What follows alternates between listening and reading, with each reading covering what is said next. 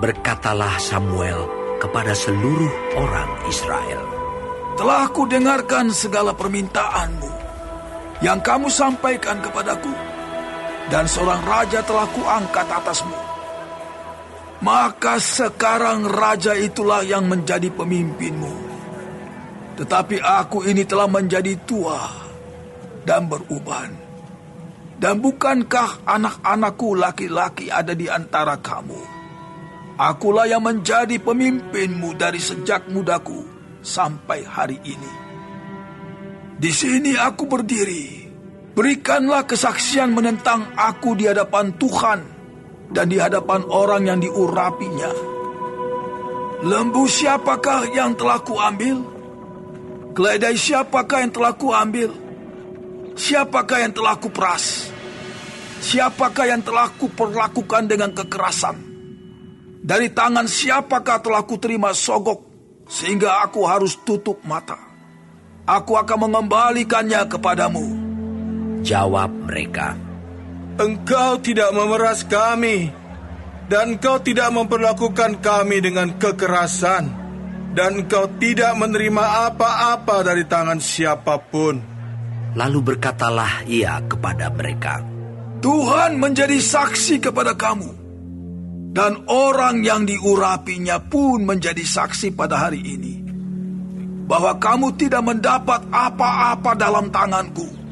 Jawab mereka, "Dia menjadi saksi."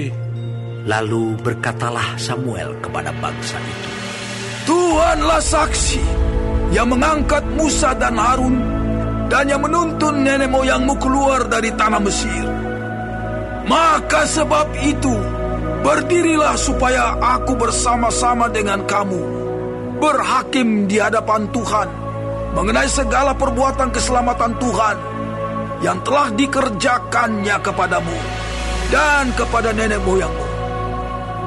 Ketika Yakub datang ke Mesir dan nenek moyangmu berseru-seru kepada Tuhan, maka Tuhan mengutus Musa dan Harun yang membawa nenek moyangmu keluar dari Mesir dan membiarkan mereka diam di tempat ini.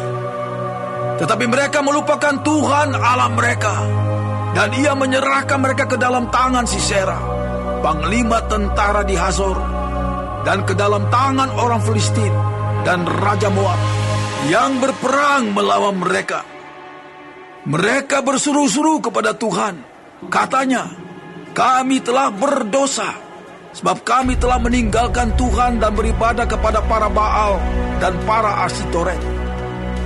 Maka sekarang, lepaskanlah kami dari tangan musuh kami, maka kami akan beribadah kepadamu." Sesudah itu Tuhan mengutus Yerubbaal, Barak, Yefta dan Samuel, dan melepaskan kamu dari tangan musuh di sekelilingmu, sehingga kamu diam dengan tentram.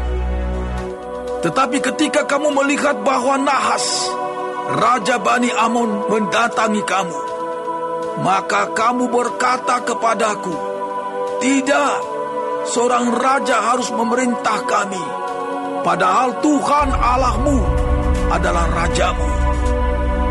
Maka sebab itu, lihat, itu raja yang telah kamu pilih, yang kamu minta. Sesungguhnya Tuhan telah mengangkat raja atasmu.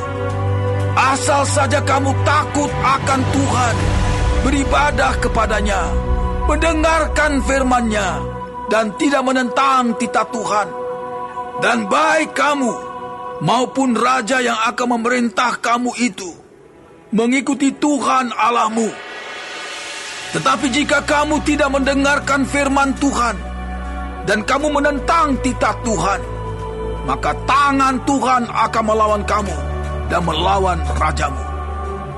Sekarang tinggallah berdiri dan lihatlah perkara yang besar yang akan dilakukan Tuhan di depan matamu ini. Bukankah sekarang musim menuai gandum?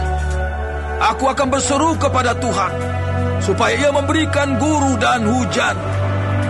Lihatlah dan sadarlah bahwa besar kejahatan yang telah kamu lakukan itu di mata Tuhan dengan meminta raja bagimu. Lalu berserulah Samuel kepada Tuhan.